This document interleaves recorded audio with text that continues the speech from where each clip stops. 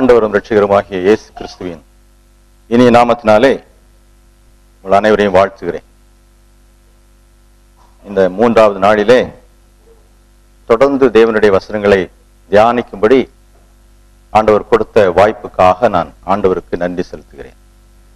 வசனத்தை கேட்பதற்காக இங்கே கூடி வந்த அனைவரையும் நான் கர்த்தருடைய நாமத்தினாலே வாழ்த்தி வரவேற்கிறேன்.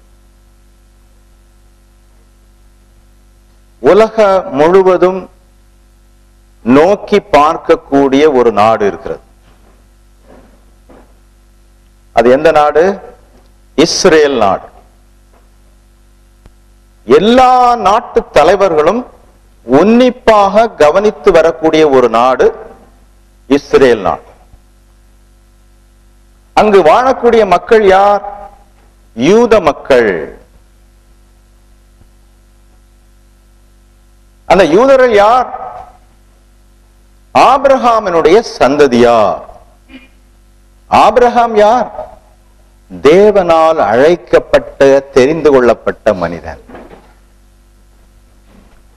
அவனுடைய பின்னடியார்கள் தான் இந்த யூத மக்கள். இவர்களை வேறொரு பெயராலும் அழைக்கலாம். வாக்குத்தத்தத்தின் புத்திர, வாக்குத்தத்தத்தின் மக்கள் என்று சொல்லலாம். ஏனென்றால் ஆபிரகாமுக்கு தேவன் வாக்கு பண்ணியிருந்தார், நீ கால் மிதிக்கும் இடமெல்லாம் நான் உனக்கு தருவேன், நீ வா, இருக்கிற இடத்துல அங்க இருக்காது, நான் உனக்கு காண்பிக்கும் தேசத்துக்கு போ, நான் உன்னை ஆசீர்வதிப்பேன் என்றார். வானத்தின் நட்சத்திரங்களைப் போல ஒரு சந்ததி பெருகும் என்று சொன்னார். அந்த சந்ததி தான் யூத மக்கள், இன்றைக்கு இஸ்ரவேல் நாட்டிலே இருக்கக்கூடிய மக்கள்.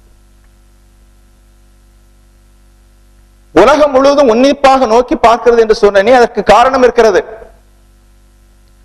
இந்த உலகத்தையே, உலக நிகழ்ச்சிகளையே ஆட்டி படைக்கக்கூடிய நிலையிலே, உலக மக்களையே கதி கலங்க வைத்துக் கொள்ளக்கூடிய நிலையிலே இருக்கக்கூடிய ஒரு நாடு இஸ்ரேல் நாடு.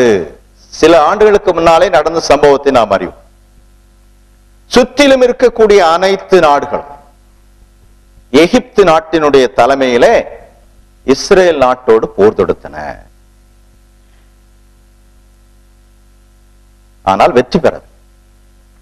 அத்தனை நாடுகள், கிட்டத்தட்ட 14 நாடுகள் சேர்ந்து சுற்றி நின்று அதை தாக்கின. வெற்றி பெற முடியும்.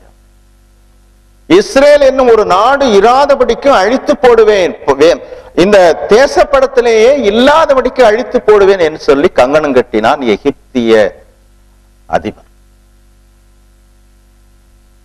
ஆனால் நடக்கவில்லை. இறுதியாக தோல்வி அடைந்த பிறகு அந்த எகிப்திய அதிபர் சொன்னார், இஸ்ரவேல் மக்களுக்கு பின்னாக ஏதோ ஒரு மனித சக்திக்கு அப்பாற்பட்ட ஒரு சக்தி செயல்படுகிறது, ஆகையினாலேதான் அந்த மக்கள் இன்றைக்கு வெற்றி பெற்றுள்ளார்கள் என்று சொன்னார். இது உண்மையான ஒன்று. அசைக்க முடியாத ஒரு நாடு. ஆண்டவருடைய வருகை வரைக்கும் அந்த நாட்டை அசைக்க முடியாது. அவர்கள் தேவனை விட்டு தூரமாக போய் அந்நிய தேவர்களை பின்பற்றி போன பொழுது அவர்கள் துரத்தி அடிக்கப்பட்டார்கள். அந்த இடத்தை விட்டு அவர்கள் துரத்தடிக்கப்பட்ட எல்லா நாடுகளிலும் இருந்து மீண்டும் அந்த நாட்டிலே குடியேறுவார்கள். இஸ்ரவேல் மறுபடியும் வேர் போட்டு வளர்ந்து தழைத்து அது கனியெல்லாம் கொடுக்கக்கூடிய நாட்கள் வரும் என்று சொல்லப்படும். ஆண்டவராக இயேசு கிறிஸ்து வருவதற்கு முன்னதாக இவைகள் நடைபெறும் என்று சொல்லப்பட்டது. இன்றைய இஸ்ரேல் நாடு ஆண்டவருடைய வருகை வரப்போகிறது என்பதற்கு தெளிவான, திட்டவட்டமான, நேரடியாக காணக்கூடிய ஒரு எடுத்துக்காட்டாக, உதாரணமாக காணப்படும்.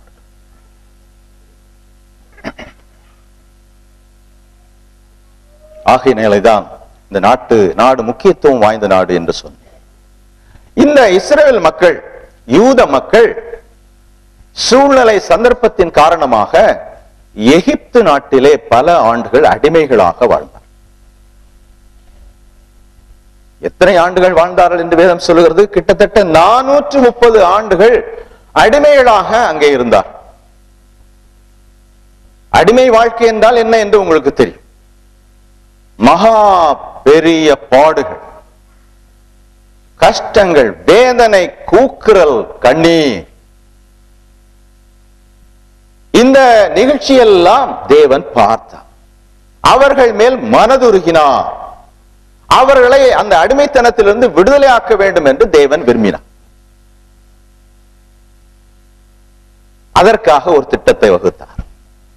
அந்த திட்டம்தான் பஸ்கா பலி செலுத்தும் திட்டம். பஸ்கா பலி செலுத்துதல். பஸ்கா பலி என்றால் என்ன? அதனுடைய அதை செயல்படுத்த வேண்டிய விதம் என்ன என்று நாம் வேத பகுதியிலே தெளிவாக வாசிக்க கேட்டோம். நாம் தொடர்ந்து அந்த பஸ்கா பலிக்கும் அந்த யூத மக்களுக்கும் நமக்கும் என்ன தொடர்பு, பஸ்கா பலிக்கும் நமக்கும் என்ன தொடர்பு என்பதையும் நாம் ஒருமிக்க பார்க்க போகிறோம். இஸ்ரேல் மக்கள் அடிமைப்பட்டிருந்த காலம். எங்கே அடிமைப்பட்டிருந்தார்கள்? எகிப்து நாட்டிலே அடிமைப்பட்டிருக்கிறார். அந்த எகிப்து நாட்டிலிருந்து மக்களை விடுவிப்பதற்காக தேவன் ஒரு திட்டத்தை பண்ணினார். அதற்காக ஒரு ஆட்டை தெரிந்தெடுக்க வேண்டும். அந்த ஆட்டை அடிக்க வேண்டும். அந்த ஆட்டினுடைய இரத்தத்தை எடுக்க வேண்டும். அந்த ஆட்டினுடைய இரத்தத்தை எடுத்து அவர்கள் இருக்கக்கூடிய வீட்டினுடைய வாசல் நிலை கால்கள் ரெண்டிலும் தெளிக்க வேண்டும். மேல் சட்டத்திலும் தெளிக்க வேண்டும். கீழ் சட்டத்திலும் தெளிக்க கூடாது. தெளித்து விட்டு அந்த மக்கள் எங்கே இருக்க வேண்டுமா? வீட்டுக்குள்ள இருக்கணும். நள்ளிரவிலே சங்கார தூதன் அந்த வழியாக புறப்பட்டு வருவார். அவர் வீடுகளை எல்லாம் பார்வையிடுவார். வீட்டிற்கு உள்ளே போக மாட்டார். வீட்டிற்கு வெளியே நின்று பார்ப்பார். எந்த வீட்டிலே ரத்தம் தெளிக்கப்பட்டிருக்கிறது என்பதை பார்ப்பார். எந்த வீடுகளிலே ரத்தம் தெளிக்கப்பட்டிருக்கிறதோ அந்த வீட்டிற்குள்ளே போக மாட்டார். எந்த வீட்டிலே ரத்தம் தெளிக்கப்படவில்லையோ அந்த வீட்டில் உள்ள தலைச்சன் பிள்ளைகள், தலையீற்று மிருகங்கள், விலங்குகள் அனைத்தும் சங்கரிக்கப்படும். இதுதான் தேவனுடைய ஒரு ஏற்பாடு. இஸ்ரவேல் மக்கள் அனைவருக்கும் இந்த கட்டளையானது தெய்வ கட்டளை. அவர்கள் அந்த கட்டளைக்கு அப்படியே கீழ்ப்படுகிறார். தேவன் ஒரு வாக்கு பண்ணி இருக்கிறார். என்ன வாக்கு பண்ணி இருக்கிறார்? நீங்கள் இருக்கும் வீடுகளில் அந்த இரத்தம் உங்களுக்கு அடையாளமாயிருக்கும். அந்த இரத்தத்தை நான் கண்டு கடந்து போய்விடுவேன். எகிப்து தேசத்தை அழிக்க போறேனே, அந்த வாதை உங்களுக்குள்ளே வராது. இதுதான் அவர்களுக்கு கொடுக்கப்பட்ட வாக்கு தத்தமாக இருந்தது. இந்த இஸ்ரேல் மக்கள் விடுதலை பெறுவதற்காக ஆவலோடு காத்து கொண்டிருந்தனர். அடிமைப்பட்ட அந்த நாட்டிலே அவர்கள் பட்ட வேதனைகள் எல்லாம் கொஞ்சமல்ல. அடிமைத்தனத்தினுடைய அந்த கொடூரத்தை மிகவும் அதிகமாக அவர்கள் அனுபவித்தார்கள். எத்தனை ஆண்டுகள் அனுபவித்தார்கள்? 430 ஆண்டுகள் அனுபவித்தார். 430 ஆண்டு. தேவனுடைய வாக்குத்தத்தம் பெற்ற மக்கள் இங்கே அந்நிய நாட்டிலே அடிமைகளாக தவிக்கிறார்கள். ஒருவன் அடிமையாக இருந்தால் என்னென்ன பாடுகளை சகிக்க வேண்டும், பாடுகளை பட வேண்டும் என்பதற்கு இவர்கள் எடுத்துக்காட்டாக காணப்படுகிறார். அவர்களுக்கு என்ன பாடுகள் எல்லாம் அங்கே நடந்தது நாம் வேதத்திலே பார்க்கும் பொழுது அவர்கள் பட்ட பாடுகளை அங்கே வசனம் தெளிவாக விளக்குகிறது. என்ன பாடுகளை பட்டார்கள்? அவங்க பார்க்கும்போது அவர்களுக்கு கொடுமையான வேலை அங்கே வழங்கப்பட்டதாக பார்க்கிறோம். கொடுமையான வேலை, பயங்கரமான வேலை. 430 வருஷமாக கடுமையாக அவர்கள் வேலை செய்கிறார்கள். என்ன வேலை செய்யணும்? அவங்க அங்கே அந்த நாட்டு அரசனுக்காக, அந்த நாட்டிற்காக பல கட்டடங்களை கட்ட வேண்டும், நகரங்களை கட்ட வேண்டும். அதற்கு செங்கல் தயார் பண்ணணும். அது ஒரு நாளைக்கு எவ்வளவு செங்கல் தயார் பண்ண வேண்டும் என்று அவர்களுக்கு ஒரு நியதி உண்டு. அதை கண்டிப்பாக செய்துதான் தீர வேண்டும், இல்லாவிட்டால் அடி விழும். இந்த அடிகள் எல்லாம் நாளுக்கு நாள் பெருகிக் கொண்டே போகிறது. ஏனென்றால் இந்த இஸ்ரேல் மக்கள் விடுதலைக்காக விடுதலை போர் முழக்கம் கொடுக்க போகிறார்கள் என்று தெரிந்தவுடனே அவர்களை இன்னும் கடுமையாக வேலை வாங்க ஆரம்பித்தார்.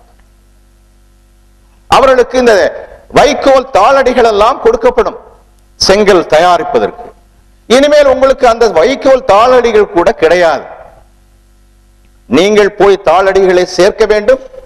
வழக்கமாக எவ்வளவு செங்கல் நீங்கள் தயார் செய்ய வேண்டுமோ அதையும் தயார் செய்ய வேண்டும் என்று கேட்டு அவர்களை துன்புறுத்தினார். கொடுமையாக அவர்கள் வேலை வாங்கி கேட்க முடியாது.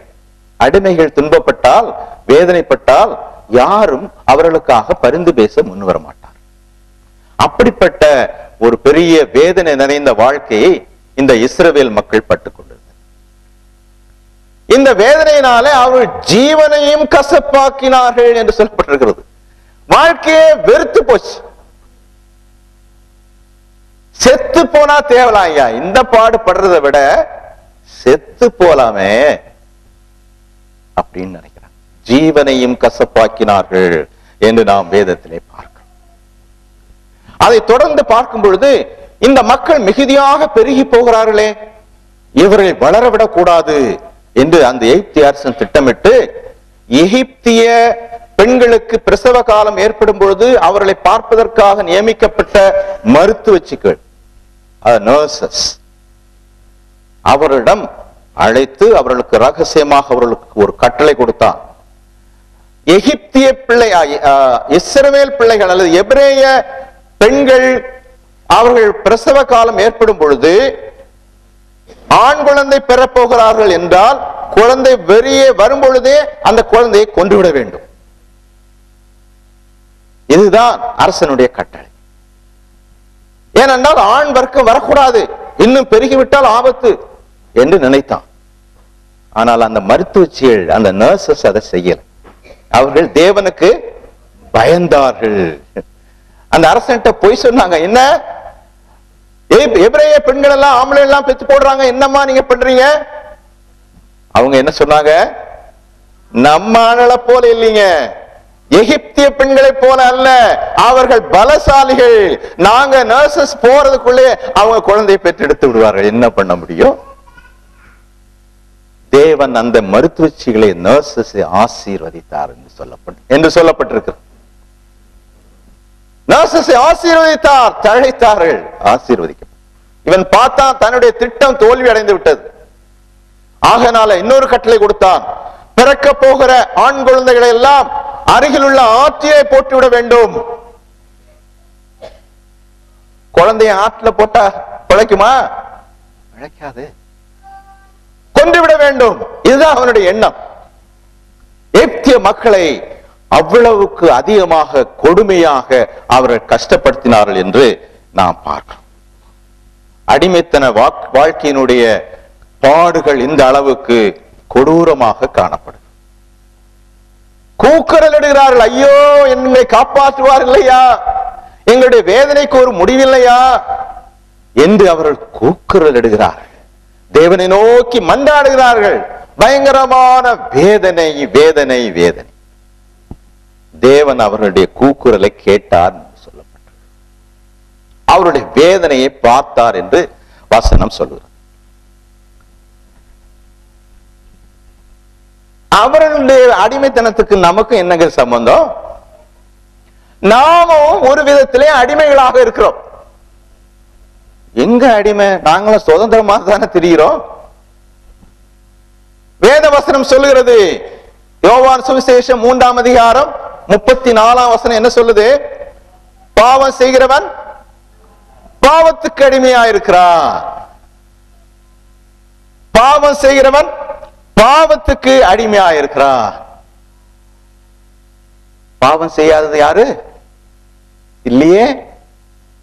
தேவனுடைய சமூகத்திலே மனிதர்கள் எல்லாரும் பாவம் செய்து தேவ மகிமை அற்றவர்கள் ஆனவர்கள்.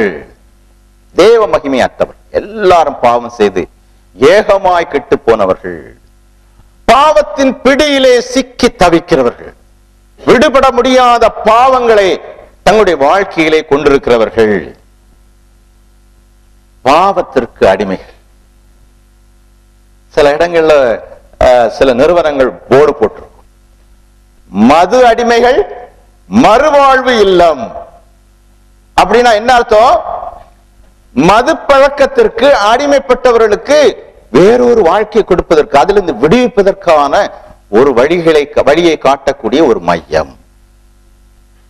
மதுவுக்கு அடிமைப்பட்டவர்கள், மதுபானம் அருந்துதல் ஒரு பாவம் என்று நேற்று நாம தெளிவாக பார்த்தோம். இதே போல ஒவ்வொரு பழக்கத்திற்கு அடிமை.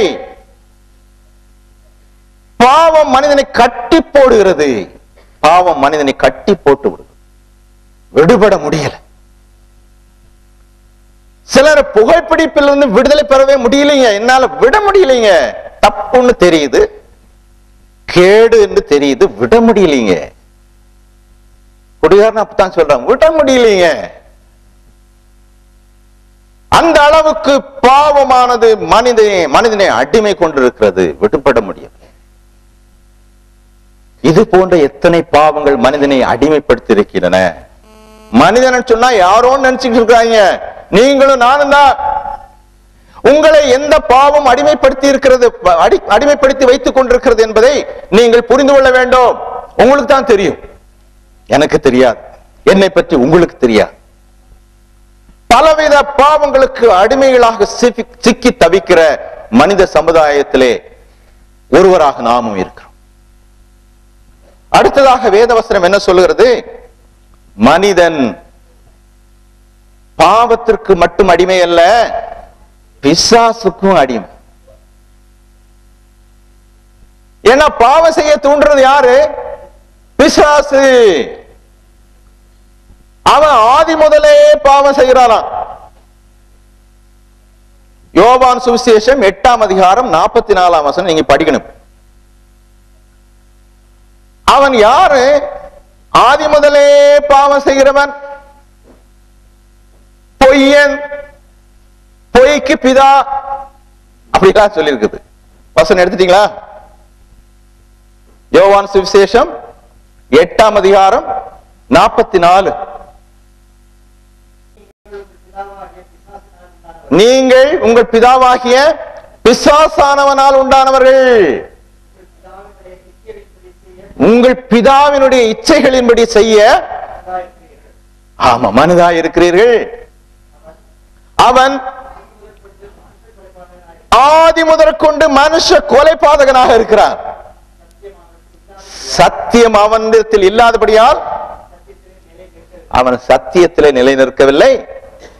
அவன் பொய்யனோ, பொய்க்கு பிதாவுமாக இருக்கிறபடியால் அவன் பொய் பேசும்போது தன் சொந்தத்தில் எடுத்து பேசுகிறான். யாரும் அவனுக்கு கடன் கொடுக்க வேண்டியது. பொய்க்கு பிதா, அவனுக்கு பிள்ளைகள் சொல்லியிருக்கு. அவன் ஆதி முதலே பாவம் செய்கிறவன், கொலைபாதகன். நீங்கள் அவனுடைய பிள்ளைகள் என்று அங்க வேதவசனம் சொல்கிறது. நீங்கள் என்று சொல்லும்போது மனிதர்கள், பிசாசின் அடிமைகள், பிசாசின் கட்டுப்பாட்டுக்குள்ளே இருக்கக்கூடியவர்கள், பிசாசின் சொற்படி கேட்கிறவர்கள். அந்த பிசாசு தான் இதெல்லாம் செயல்படுத்துறான். அந்த பிசாசு தான் சரீரத்திலே நம்மை பாவம் செய்ய தூண்டி விடுறான். சரீரமானது அவனுடைய கட்டுப்பாட்டுக்குள்ளே இருக்கிறது. மனிதன் தன்னுடைய சரீரத்திற்கு, மாம்சத்திற்கு அடிமையாயிருக்கிறான். கண்ணை பாருங்க, கண்ணு பாவத்துக்கு அடிமையா இருக்குது, இந்த சரீரம் பாவத்துக்கு அடிமையா இருக்கு. கண்ணு யாருக்கு கண்ணு? சாத்தானுக்கு கண்ணா? நம்ம கண்ணுதான். டிவியை பார்த்தாச்சுன்னா சின்ன பிள்ளைகள் முதற்கொண்டு என்ன செய்ய மாட்டேங்குது? விலக மாட்டேங்குது. ஆஃப் பண்ணா கொலைதான் நடக்கும். உண்மையிலேயே நடந்தது. ஜப்பான்லயே ஏதோ ஒரு நாட்டில் நான் சில ஆண்டுகளுக்கு முன்னால் ஒரு படிச்சேன். 4 வயது பையனோ ஏதோ ஒரு பையன் வீட்டில் டிவி ஒரு சேனலை பார்த்துட்டு இருந்தா, அந்த வீட்டில் உள்ள வேலைக்கார பெண்மணி அதை மாத்திட்டான். உடனே அங்கே மேஜையிலே வைக்கப்பட்டிருந்த தன்னுடைய தந்தையினுடைய துப்பாக்கி எடுத்து சுட்டு கொன்று விட்டான். 4 வயசு பையன். எவ்வளவு வேகமாக சரீரம் வேலை செய்கிறது. சரீரத்திற்கு அடிமைப்பட்டிருக்கிறது. சரீரத்தின் அவயவங்கள் அடிமைகளாக காணப்படுகிறோம்.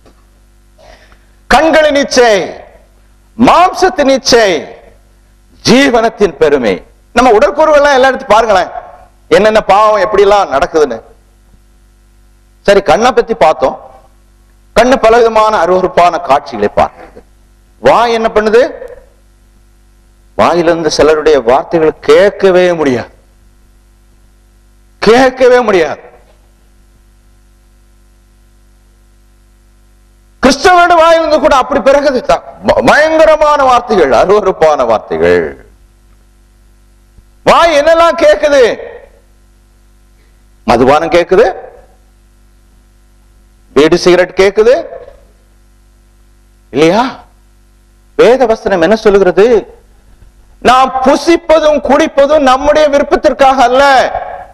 புசித்தாலும் குடித்தாலும் எதற்கென்று செய்ய வேண்டுமாம்? நாம் ஆமா, தேவனுக்கென்று தான் செய்யணும். அதன் மூலமாக தேவனை நாம ஸ்தோத்திரம் பண்ணணும், தேவனை மகிமைப்படுத்தணும் என்று பார்க்கிறோம். உங்களுடைய சரீரம், உங்களுடைய கண், உங்களுடைய வாய் எதற்கு அடிமைப்பட்டிருக்கிறது? உங்களுடைய பேச்செல்லாம் எப்படி இருக்குது? சிலர் கல்யாண வீட்டுக்கு போவாங்க, சிலருக்கு புகை பிடிக்க மாட்டாங்க, மதுபானம் இருந்த மாட்டாங்க. கல்யாண வீட்டுக்கு போனா ஒரு சின்ன ஆசை. கல்யாண வீட்டுல சாப்பாடு முடிஞ்ச உடனே என்ன கொடுப்பாங்க? வெத்தலை பாக்கு கொடுப்பாங்க. அத போட்டி போட்டு சின்ன பிள்ளைகளும் போய் எடுத்து சாப்பிடும். அதனால அதுல என்ன தப்பு இருக்குது? தப்பு இருக்கா? வெத்தலை பார்க்கப்படுறது என்ன தப்பு இருக்கு? சிலர் விளக்கம் கொடுப்பாங்க. வெற்றிலை, அந்த சாறு, வெற்றிலை சாறு மனிதனுக்கு ரொம்ப சத்துள்ள ஒரு மருந்து, ஒரு மருந்தாக்கும். சரி, மருந்தா இருக்கட்டும். அந்த வெறும் வெற்றிலை யாராவது சாப்பிடுவாங்களா? மருந்தை சாப்பிடுங்களா, கசக்கி புளிஞ்சு சாறு குடிங்களா? சிலர் என்ன சொல்லுவாங்க? அதுல சேரக்கூடிய சுண்ணாம்பு இருக்குதா, கால்சியம் சத்து இருக்குது. அப்ப நான் சொல்லுவேன், வாலிப தம்பிமார்களுக்கு கூட்டங்கள்ல பேசும்போது சொல்லுவேன், அப்படியா, நல்லது, ஒரு 1/4 கிலோ சுண்ணாம்பு வாங்கி நேரடியா சாப்பிட்டு அந்த சத்து, கால்சியம் சத்து நேரடியா உடம்புல சேர்ந்துருப்பா. சேருமா? அவ்வளவுதான், ஆளு போய் சேர்ந்துடும். இதெல்லாம் வெறும் பேச்சுக்கு. வெத்தில வேணும், அதுல சுண்ணாம்பு வேணும், அப்புறம் பாக்கு வேணும். சிலருக்கு குறிப்பிட்ட சில பாக்கு வேணும். சிலருக்கு வெத்தலையும் சுண்ணாம்பெல்லாம் இல்லாட்டாலும் வெறும் தனி பாக்கு இருக்குது. ஆமா, அது அரசாங்கம் தடை பண்ணி இருந்தது, இப்ப கொஞ்சம் ரிலீஸ் பண்ணிருக்கு. என்ன பாக்கு? ஆமா, போதைப் பொருள் என்ற பட்டியலில் வருது. இதெல்லாம் சேர்த்து, பாக்கையும் சேர்த்து ஒரு அப்படி வாயில ஒரு மில்லு வந்து வேலை செய்யும். சத்துக்கா பாக்குறாங்க. சின்ன பிள்ளைகள் எடுத்து சாப்பிடுது இல்லையா? அந்த சின்ன பிள்ளைகள் சாப்பிட்ட உடனே அந்த வித்தலை மெல்லும் பொழுதே உடனே என்ன பண்ணும்? நாக்கு வெளியே நீட்டி பார்க்கும். எதுக்கு நீட்டும்? சத்து ஏறி இருக்கா? சோப்பா இருக்குதா? சோப்பா இருக்குதா? அதுக்குத்தான். சிலர் பண்ற அநியாயம் இருக்குதே, பஸ்ல போகும்போது வாய் நிறைய இந்த சிவப்பு திராவகத்தை தேக்கி வழியிலே அப்படியே ஒரு பெட்ரோல் பங்க்ல இருந்து பீச்சு ஊத்துற மாதிரி ஊத்திடுவான். வழியில போறவன் மாட்டினா முடிஞ்சு. அவங்களுக்கு தான் கேடுன்னு இல்லை, நமக்கும் தான். இவைகள் மனிதனுடைய சரீரத்தை கரைப்படுத்துகின்றன. பாக்கு கரைப்படுத்துகிறது, புகையிலை கரைப்பிடிக்க வைக்கிறது. நீங்க யாரும் சத்துக்குன்னு ஒண்ணு சாப்பிடுறது இல்லை. ஆமா, சத்துக்குன்னு ஒண்ணு சாப்பிட்டு எடுத்தா வெத்தில சாறு எடுக்கணும். சில பழைய காலத்துல மருந்து இருக்கு, சாறு எடுத்து அந்த சாப்பிட்டுல இந்த என்னவோ இல்லாம சேர்த்து எடுத்து கொடுப்பாங்க சளிக்கு பிள்ளைகளுக்கு. அப்படி செய்யுங்களா? இல்லையே. நான் பொதுவாக இல்ல, அது குறையா சொல்லுவாங்க. ஒரு கல்யாண வீட்டுல இந்த வெத்தில பாக்கு வைக்கலன்னா என்னையா ஒரு தாம்பூலம் வைக்கலன்னு வாங்க, குறையா சொல்லுவாங்க கிராமப்புறத்துல. நான் என்னுடைய பிள்ளைகளுடைய கல்யாணத்துல வைக்கலைங்க. நீ கிராமப்புறம் தான். அப்ப என்ன என்ன நீங்க இப்ப இந்த மாதிரி பண்ணிட்டீங்க, நீங்க சாப்பிடலன்னா மத்தவங்க சாப்பிட மாட்டாங்களா? அது பெரிய குறையாச்சே. அந்த குறையெல்லாம் இருக்கட்டும், வேணா ஒரு சாக்லேட் தரேன், சாப்பிட்டு. இது பொதுவாக நாம நினைக்கிறது இல்லை, தவறு என்று நினைக்கிறது இல்லை. இந்த இதுக்கு அடிமைப்பட்டிருக்கிறார்கள் மனிதர்கள். எனக்கு தெரியும் சில தலைமை ஆசிரியர் வெத்தில பெட்டியே கொண்டுகிட்டு அலைவாங்க. ஒரு பாக்ஸ் இருக்கும் கையில, வெத்தில பெட்டி, அழகா ஒரு கொஞ்சம் வெத்தில எல்லாம் வச்சு எல்லாம் சேர்த்து வச்சிருப்பாங்க. விடுவிட முடியாது. ஆமா, தீர்ந்து போச்சுன்னா உடனே ஒரு பையனை கொடுப்பாங்க, போடா அந்த கடையில போய் நல்ல இளம் வெத்தலையா பார்த்துட்டு வாடா, பார்த்து வாங்க. இப்படி ஒவ்வொரு அவயவத்தையும் பார்க்கும்போது சரீரமானது பாவத்துக்கு அடிமைப்பட்டு விடுகிறது. சிலருக்கு ஒரு பழக்கம் உண்டு. என்ன பழக்கம்? பொடி போடுற பழக்கம். நல்ல வேளை ஆண்டவர் மூக்கு துவாரத்தை கீழே நோக்கி வச்சார். அது கொஞ்சம் மேல நோக்கி இருந்தா அப்படியே கொட்டிடுவாங்க. எதுக்கையா பையனு? ஆமா, பொடி போடுறவங்க பக்கத்துல நிக்க முடியுமா? அவ்வளவுதான். மனிதன் தன்னுடைய சரீரத்துக்கு அடிமையாக தன்னுடைய சரீர அவயவங்கள் தவறாக செயல்படுத்துவதற்கு காரணமாக அமைந்து விடுகிறார். காது என்ன கேக்குது? அருவருப்பான பாடல்ல கேக்குது, அருவருப்பான கதையை கேக்குது. இதெல்லாம் உலகத்திலே நடக்கக்கூடிய நடைமுறை. இவைகளிலே ஏதாவது ஒன்றிலே மனிதன் சிக்கி அதற்கு அடிமைப்பட்டு விடுகிறார். எகிப்திலே இஸ்ரவேல் மக்கள் அடிமைப்பட்டு அடிமையை வாழ்க்கை வாழ்ந்தது போலவே நீங்களும் நானும் பாவத்துக்கு அடிமைகளாக, பிசாசுக்கு அடிமைகளாக, நம்முடைய சரீரத்துக்கு அடிமைகளாக நாம் வாழ்ந்து கொண்டிருக்கிறோம். மாம்சத்தின் இச்சை, கண்களின் இச்சை, ஜீவனத்தின் பெருமை, இதெல்லாம் நம்மிடத்துல இருக்கு. மாம்சமும் மனசும் விரும்பினவைகளை செய்வதற்கு துடித்துக் கொண்டிருக்கிறோம். அடுத்ததாக உலகத்துக்கு நாம அடிமையா இருக்கிறோம். என்ன உலகத்துக்கு அடிமை? பொதுவா சொல்லுவாங்க இல்லையா, ஐயா உலகம் போற போக்குல போ, உனக்குன்னு மட்டும் என்ன அங்க? எல்லாரும் போற மாதிரி போக வேண்டியதானே? என்ன அங்க டோனாவூர்ல என்ன தரிசன கூட்டம்? நாங்கெல்லாம் இல்லையா ஊர்ல? மெஜாரிட்டி நாங்க எங்க இருக்கிறோம்? எங்களை மீறி போவியா? எங்களை மீறி ஆண்டவரா இயேசு கிறிஸ்துவை ஏற்றுக்கொள்வாயா? பெரிய போராட்டமே நடக்கும். சிலர் அப்படி எண்ணத்துக்கு அவங்கள போட்டு ஏன் பகைச்சுக்குவானே? அவங்கெல்லாம் சொந்தக்காரங்க, மாமா மச்சா மாறே. நாளைக்கு அவங்க ஒண்ணு வேணும், நாங்க அவங்களுக்கு வேணும், அவங்க நமக்கு வேணும். சரி, அவங்க போற வழியிலேயே போயிருவோமே. அப்படி போகக்கூடிய மக்கள் நிறைய இருக்கிறாங்க. ஆனால் துணிந்து தனியாக நின்று வெளியே வந்து கர்த்தரை ஏற்றுக்கொண்டு சாட்சிகளாக வாழக்கூடியவர்கள் இங்கேயும் இருக்கிறாங்க, உங்கள் மத்தியிலும். அவங்க சாட்சிகளை எல்லாம் 2 நாளா கேட்டுட்டு வர தைரியமாக சாட்சி பகிர்ந்து வருகிறார்கள். அவர்கள் பலவிதமான பாடுகளை பட்டவர்கள். இன்றைக்கு ஆசீர்வதிக்கப்பட்டு மகிழ்ச்சியோடு வாழ்கிறார். உலகத்துக்கு நாம் அடிமையா இருக்கிறோம். உலகம் சொல்றதெல்லாம் கேட்கிறோம். உலக சில சடங்குகள் எல்லாம் வச்சிருக்கோம், சில வழிபாட்டு முறைகள்லாம் வச்சிருக்கோம். அதெல்லாம் செஞ்சிடும். நான் தரிசன கூட்டத்துக்கு கிட்டத்தட்ட 30 வருஷமா வரீங்க. ஆனா எங்க கோயிலுக்கு நான் ஒழுங்கா கொடை கொடுப்பேன். ஊர்காரம் விட மாட்டான் கொடுக்கலன்னா. ஆனா உங்க கூட்டத்துக்கு நான் வந்துருவாங்க. தரிசன கூட்டத்துக்கு தவறாம வருவேன். நான் முதல் ஆளு. நீங்க ஆண்டவரை ஏற்றுக்கொண்டிருக்கீங்களா அப்படின்னு கேட்டோம். நான் கண்டிப்பா பள்ளி கூட்டத்துக்கு எல்லா கூட்டத்துக்கு வந்துருவாங்க. கேட்ட கேள்விக்கு வராது. அவர் எங்க கூட்டத்துக்கு வந்துருவாராம். கூட்டம் முடிஞ்சு போகும்போது வழியில ஒரு கோயிலுக்கு ஆமா என்ன செலுத்தணுமோ செலுத்திட்டு போவார். எல்லாம் உலகத்தினுடைய வழிபாடு, உலகத்தினுடைய சடங்குகள், உலகத்தினுடைய நடைமுறைகளுக்கு அடிமைப்பட்டு விடுகிறோம். வெளியே வரைக்கு விருப்பம் இல்லை. சரி, அது ஒரு புறம் இருக்கட்டும். உலக நாகரிகத்துக்கு நாம் அடிமைப்பட்டோம் இல்லையா? கொஞ்ச நாள் பார்த்தாச்சுன்னா கை இங்க வர வந்துருது. நம்முடைய அருமையான சகோதரிகளுடைய கை இங்க வந்துருது. அப்புறம் கொஞ்ச நாள் பார்த்தாச்சுன்னா இங்க வந்துருது. அப்புறம் கொஞ்ச நாள் பார்த்தாச்சுன்னா கையே காணும். ஏங்க? நாகரிகம். இப்போ உள்ள ஸ்டைல். இப்போ உள்ள ஸ்டைல். ரோட்ல போகும்போது ஆனா பொண்ணான்னு வித்தியாசம் தெரியாது. ஏன்னா அவங்களும் ஜீன்ஸ் பேண்ட், ஜீன்ஸ் ஷர்ட் போட்டிருப்பான். பையன் அப்படி போவான். ரெண்டு பேரும் பக்கத்துல பக்கத்துல போனா கண்டுபிடிக்க முடியாது. நாகரிகம். இந்த உலகத்துக்கு ஒத்தபடி போனுங்க. இதெல்லாம் என்னவாகும்? இப்போ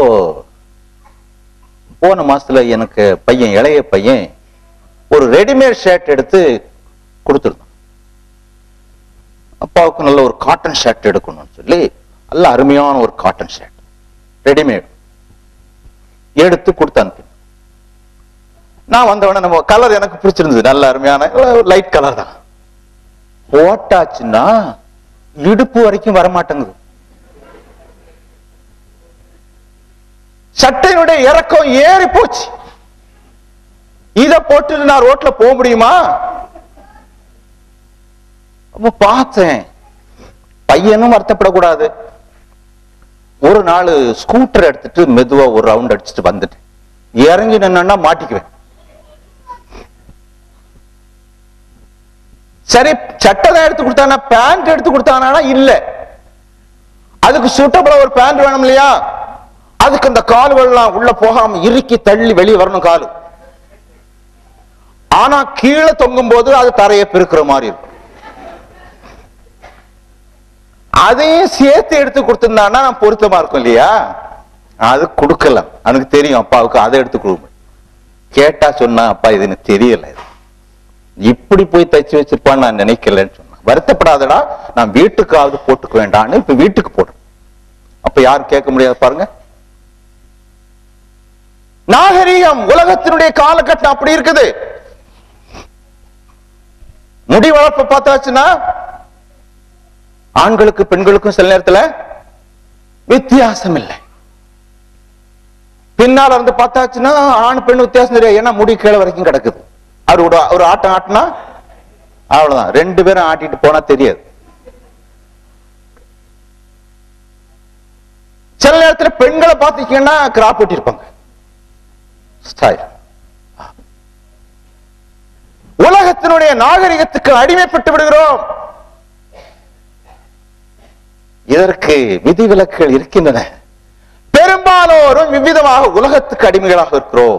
உலகத்தினுடைய சடங்குகளுக்கு, உலகத்தினுடைய வழிபாடுகளுக்கு, உலகத்தினுடைய கலாச்சாரத்திற்கு, நாகரிகத்துக்கு நாம் அடிமைப்படுகிறோம். ஆகவே ஏதோ ஒரு விதத்திலே நாமும் அடிமைகளாக வாழ்கிறோம் என்பதிலே சந்தேகமில்லை. அடிமை வாழ்க்கை நமக்கு நிம்மதியை கொடுக்க முடியாது, பெரும் வேதனையை கொடுக்கும், ஜீவனையும் கசப்பாக்கி போடும். உடுத்துற உடையை பார்த்து என்ன எந்த அளவுக்கு தீமைகள் பெருகி போகின்றன என்பதை நீங்கள் அறிவீர்கள் அல்லவா? வாழ்க்கையே பாழாக்கி போடும். அவர்களுக்கு ஜீவனே கசப்பாகி போய்விட்டது. நம்முடைய வாழ்க்கையும் அவிதமாக போகக்கூடாது. ஆகையினால்தான் பவுல் அப்போஸ்தலன் சொல்றாரு, இந்த உலகத்துக்கு ஒத்த வேஷம் ஆமா தெரியாதீங்க. உலகம் போறது போட்டு நாம் தனியாளாக இருந்தாலும் சரிதான், ஆண்டவருடைய பாதையில ஆண்டவருக்கு அடிமையா இருக்கலாம். இதுக்கெல்லாம் அடிமையாக நாம் இருக்கக்கூடாது. சரி, அடிமைப்பட்ட மனிதன் அப்படியே அடிமையாக இருக்கணும்னு ஆண்டவர் விரும்பல இல்லையா? தன்னுடைய மக்கள் யாருமே அடிமைப்படக்கூடாது, வேதனைப்படக்கூடாது, அவர்களை விடுவிக்க வேண்டும். அதற்காக ஒரு திட்டம் வகுத்தார். அதுதான் என்ன திட்டம்? பஸ்கா பலி செலுத்தும் ஒரு திட்டம். பஸ்கா ஆடு ஒன்று தெரிந்தெடுக்கப்பட வேண்டும். அந்த ஆடு எப்படி இருக்கணும்னா பழுதற்றுதான் இருக்கணும். ஒரு குறையும் இருக்கக்கூடாது, ஒரு பழுதும் இருக்கக்கூடாது. ஒரு வீட்டுக்கு ஒரு ஆடு தெரிஞ்சிருக்கணும். அந்த ஆட்டை தெரிஞ்செடுத்து அதை என்ன செய்யணும்? அதை அடிக்கணும். அதை பலி செலுத்துகிறது போல அதை கொல்ல வேண்டும், அடிக்க வேண்டும். அடுத்ததாக அதனுடைய இரத்தத்தை எடுத்து தெளிக்கணும். ஆடு கொல்லப்பட்டால் மட்டும் போதாது, ஆட்டினுடைய இரத்தத்தை என்ன செய்யணுமா? தெளிக்கணும். எங்க தெளிக்கணும்? வீட்டினுடைய முன் வாசல் இருக்குதே, அந்த முன் வாசலுடைய மேல் சட்டத்தில் தெளிக்கணும். 2 நிலைக்கால்களையும் தெளிக்கணும். கீழே தெளிக்க கூடாது. அதுக்கு நான் பின்னால சொல்லுவேன் ஏன். கீழே தெளிக்க கூடாது. எல்லா இஸ்ரவேல் மக்கள் எல்லாம் இதெல்லாம் உடனே தீவிரமாக செஞ்சாங்க. ஏன்னா அவர்களுக்கு விடுதலை கொடுக்க போறார் ஆண்டவர். எகிப்துக்குள்ளே வரக்கூடிய வாதையிலிருந்து அவர்களுக்கு விடுதலை கொடுக்க போகிறார். அதனால ரொம்ப மக்கள் தீவிரமாக அவரவர் ஒவ்வொரு ஆட்டை தெரிந்தெடுத்தார்கள். அவரவர் ஒவ்வொரு ஆட்டை அடித்து அதனுடைய இரத்தத்தை எடுக்கிறார்கள், தெளிக்கிறார்கள். ஆண்டவர் சொன்னாரு, ஆட்டை அடிச்சு ரத்தத்தை தெளிச்சுட்டு என்ன செய்யணுமா? அந்த ஆட்டினுடைய மாம்சத்தை என்ன செய்யணும்? சாப்பிடணும். பாதி சாப்பிட்டு மீதி பாதிய நாளைக்கு வைக்க கூடாது இல்லையா? அது சொல்றாரு. அதுல ஒரு சின்ன துண்டு கூட மீதி வைக்க கூடாது. ஒருவேளை ஒரு ஆட்டை சாப்பிடுறதுக்கு அந்த வீட்டுல எண்ணிக்கை போதுமானதாக இல்லைன்னா இன்னும் பக்கத்து வீட்டுக்காரங்களையும் சேர்த்துக்கலாம். மீதி வைக்க கூடாது. அதனுடைய மாம்சம் புசிக்கப்பட வேண்டும், அதனுடைய இரத்தம் தெளிக்கப்பட வேண்டும். இதுதான் ஆண்டவர் அவர்களை விடுவிப்பதற்காக ஏற்படுத்திய ஒரு வழி. இஸ்ரவேல் மக்களிடையே ஒரு குடும்பம், அடிமைத்தனத்தின் வீட்டில் இருந்த ஒரு குடும்பம் தங்களுடைய வீட்டிலே இந்த ஈசோப்பு தண்டை எடுத்து, ஆட்டை எடுத்து அதை அடித்து அதனுடைய இரத்தத்தை எடுத்து நிலைக்கால்களிலே தெளிக்கிறார். ஈசோப்பு தண்டினால் தெளிக்கிறார். ஏன்னா ஆண்டவர் என்ன சொல்லியிருக்காரு? ரத்தம் தான் அடையாளமா இருக்க போகுது. அதனால நல்லா தெளிவா தெளிப்பாங்க, தெரியாம இருக்கக்கூடாது இல்லையா? நல்லா தெளிக்கிறாங்க. தெளிக்கப்பட வேண்டும். இது இஸ்ரவேல் மக்களுக்கு விடுதலை பெறுவதற்கான வழி. நமக்கு என்ன விடுதலைக்கான என்ன வழி? இதே நியமம் தான் ஆண்டவர் பின்பற்றுகிறார். என்ன நியமம்? இதே போல ஒரு ஆடு பலி செலுத்தப்பட வேண்டும். பஸ்கா ஆடு பலி செலுத்தப்பட வேண்டும். அந்த பஸ்கா ஆடு யாரு? ஆண்டவராகிய இயேசு கிறிஸ்து தான் அந்த பஸ்கா ஆடு. நம்முடைய கர்த்தராகிய இயேசு கிறிஸ்து பஸ்கா ஆடாக அவர் பலியிடப்பட்டார். வேதவசனம் சொல்லுது, பஸ்கா வாகிய கிறிஸ்து என்று சொல்லப்பட்டது. பஸ்கா ஆடாகிய கிறிஸ்து, நம்முடைய பஸ்காவாகிய கிறிஸ்து நமக்காக அவர் பலியிடப்பட்டிருக்கிறாரே என்று வேதவசனத்திலே நாம் பார்க்கிறோம். 1 கொரிந்தியர் 5ஆம் அதிகாரம் 7ஆம் வசனத்திலே நாம் சொல்லியிருக்கோம். 1 கொரிந்தியர் 5ஆம் அதிகாரம், புளிப்பில்லாதவர்களாய்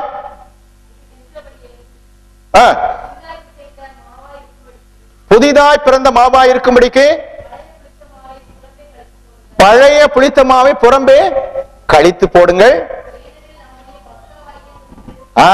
ஏனெனில் நம்முடைய பஸ்காவாகிய கிறிஸ்து நமக்காக பலியிடப்பட்டிருக்கிறார்.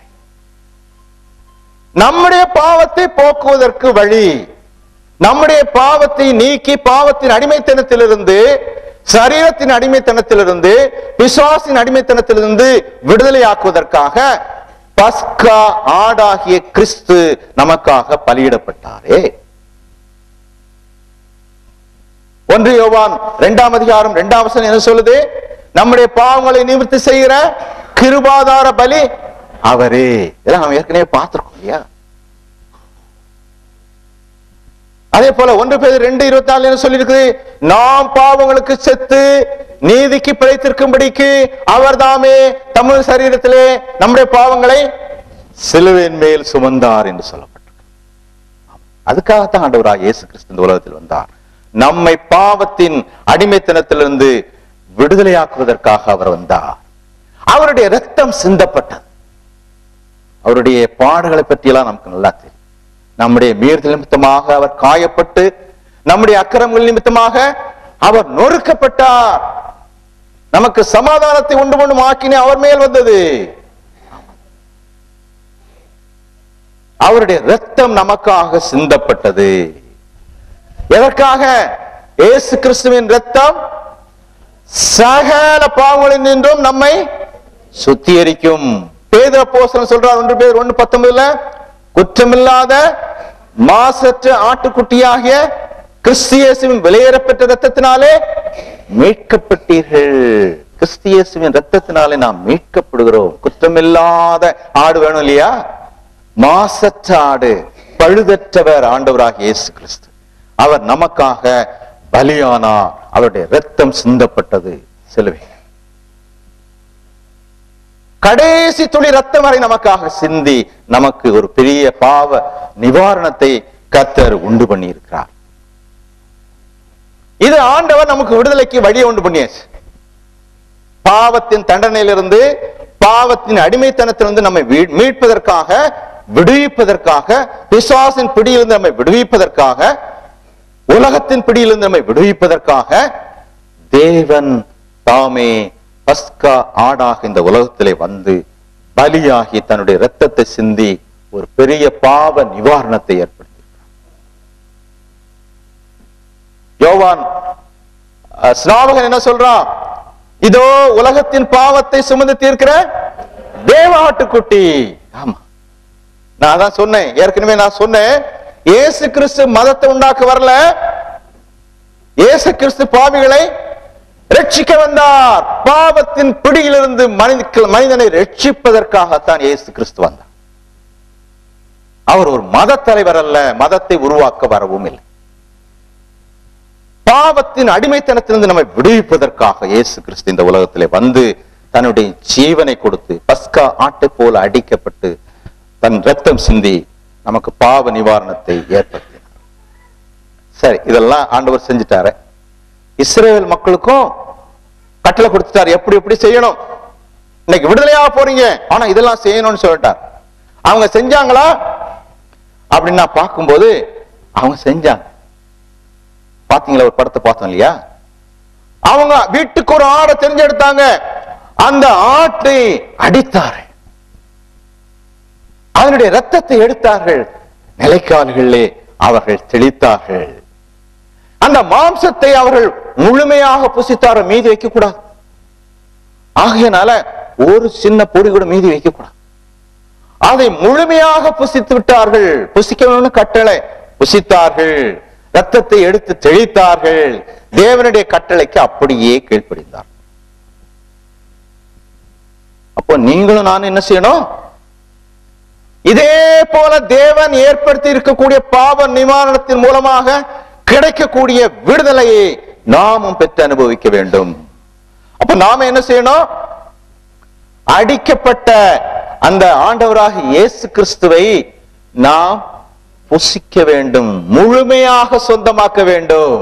மீதி வைக்கப்படாதுன்னு சொன்ன இல்லையா? இயேசு கிறிஸ்துவ அறகுறையா ஒண்ணும் சாப்பிட முடியாது. எனக்கு ஒரு முக்கா பங்கும் இயேசு கிறிஸ்தாங்க, முக்கா பங்கும் இயேசு கிறிஸ்தான். ஒரு கால் பங்கு தான் எங்க சொந்தக்காரங்களுக்காக மட்டும்தான், ஒரு கால் பங்கு. அப்படி வைக்க முடியாது. கொடுத்தா முழு உள்ளத்தையும் கொடுக்க வேண்டும் அவருக்கு. அவரை முழுமையாக ஏற்றுக்கொள்ள வேண்டும், அறகுறையாக ஏற்றுக்கொள்ள முடியாது. அப்ப தேவனுடைய கட்டளைக்கு நீங்கள் கீழ்ப்படியவில்லை. 4 நாள் தரிசன கூட்டத்துக்கு இருந்துட்டு திருப்பி நீ அங்க போய் வீட்டுல போய் பழைய முறைப்படியே போனீங்கன்னு சொன்னா இதுதான் அர்த்தம். அறகுறை. பழைய ஏற்பாட்டுல ஒரு மனிதன் ரொம்ப தைரியமா நின்னு கேட்கிறான். என்ன கேட்கிறான் தெரியுமா? அந்த மக்கள் எல்லாம், இந்த மக்கள் தான், அந்த இஸ்ரவேல் மக்கள் தான், ஒரு காலத்துல அவர்கள் தேவனை விட்டு விலகி போறார்கள். அப்போ ஒரு நாள் கேட்கிறான், கர்த்தர் தெய்வமானால் கர்த்தரை பின்பற்றுங்கள், பாகால் தெய்வமானால் பாகால பின்பற்றுங்க. ரெண்டு நினைவுகளால் குந்தி குந்தி ஒண்ணு நடக்க வேண்டாம். முடியாதது. ஆண்டவராக இயேசு கிறிஸ்து உன்னுடைய இரட்சகரானால், உனக்காக ஜீவனாய் கொடுத்தவர் நீ நம்புவாயானால், உனக்காக அடிக்கப்பட்ட தேவ ஆட்டுக்குட்டி, உன்னுடைய பாவத்தை சுமந்து தீர்த்த தேவ ஆட்டுக்குட்டி என்று நீ ஏற்றுக்கொள்வையானால் முழுமையாக அவரை ஏற்றுக்கொள்ள வேண்டும். அறக்குறையாக நம்ம தெளிவா இருக்கு. முழுமையாக புசிக்க வேண்டும். அவங்க இஸ்ரவேல முழுமையாக ஆமா சாப்பிட்டான், அறக்குறையாக இல்ல. நாமளும் ஆண்டவராக இயேசு கிறிஸ்து அறகுறையா பிடிச்சு வைக்க கூடாது. அவருடைய ரத்தம் நம்முடைய இதய வீட்டிலே தெளிக்கணும். அவருடைய ரத்தத்தினாலே பாவ மன்னிப்பை நான் பெற்றுக்கொள்ள வேண்டும். ஆண்டவரே, உம்முடைய ரத்தத்தை என் மீது தெளியும். உம்முடைய ரத்தத்தினாலே என்னுடைய பாவங்கள என்னை கழுவும். ஆண்டவரே, என்னுடைய இதய கதவினுடைய வாசலில் உம்முடைய ரத்தம் தெளிக்கப்படட்டும். என்னுடைய இதய வீட்டை உமக்கு தருகிறேன் ஐயா, தெளியும் ஐயா. உம்முடைய ரத்தத்தின் மூலமாக மட்டும்தான் எனக்கு பாதுகாப்பு. இஸ்ரவேல் மக்களுக்கு அந்த ரத்தம் மட்டும்தான் பாதுகாப்பு கொடுத்தது. அவருடைய குணாதிசயத்தை பார்த்து ஒண்ணும் செய்யலாண்டு. அந்த ரத்தம் தான் இப்ப பாதுகாப்பு உங்களுக்கு. உங்களுக்கும் எனக்கும் பாதுகாப்பு இயேசு கிறிஸ்துவின் ரத்தம் மட்டுமே. ரத்தம் சிந்துதல் இல்லாமல் பாவ மன்னிப்பு உண்டாகாது. அது ஒரு ஆட்டினுடைய ரத்தம் அல்ல, மாட்டினுடைய ரத்தம் அல்ல, அல்லது ஒரு கோழியினுடைய ரத்தம் அல்ல. அதனால தான் நான் பார்க்கிறோம், எபிரேயர் நிருபத்தில் என்ன படிக்கிறோம்? வெள்ளாட்டுக்கடா இளங்காளையுடைய ரத்தத்தினாலே அல்ல, தம்முடைய சொந்த ரத்தத்தினாலே நம்முடைய பாவத்தை சுத்திகரிப்பதற்காக தன்னுடைய ரத்தத்தை சிந்தி அந்த ரத்தத்தை எடுத்துதான் காட்டுறார் பிதாவாகிய தேவன். அந்த ரத்தத்தை பிதாவாகிய தேவன் பார்க்கிறபடினால்தான் நாம் பிழைக்கிறோம், நம்முடைய தகுதியினால் அல்ல. ஓ, என்னுடைய மகனுடைய குறைய பேரான குமாரனுடைய ரத்தம் தெளிக்கப்பட்டிருக்கிறது, தெளிக்கப்பட்ட வீட்டுக்குள்ளே இருக்கிறார்கள். அவருடைய ரத்தத்தினாலே பாவங்கள் அற கழுவப்பட வேண்டும். அதற்கு நம்மை அவருக்கு ஒப்பு கொடுக்க வேண்டும். ஆண்டவரே, என்னுடைய பாவத்தை கழுவும், என்னை பாவத்தின் விடுதலையாக்கும் என்று நம்மை அவருக்கு ஒப்பு கொடுக்க வேண்டும்.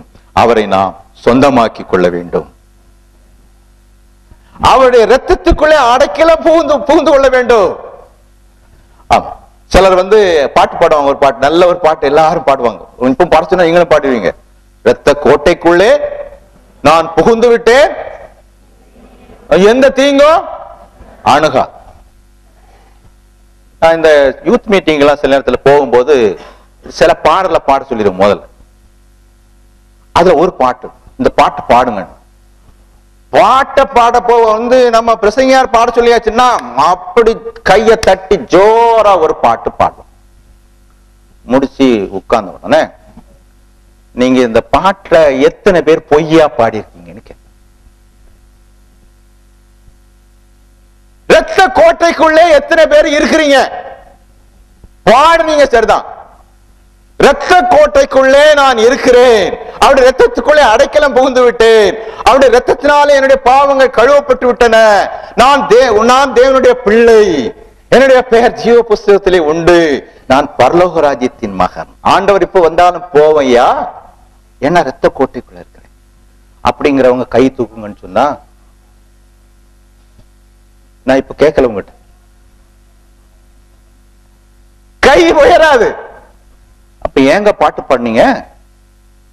அது வழக்கமா பாடுறது, உலகத்துல எல்லாரும் பாடுறாங்களா இல்லையா? அருமையான பாட்டுங்க, நல்ல பாட்டுங்க, கையை தட்டினா ஜோரா நடனம் கூட ஆடிடலாமே.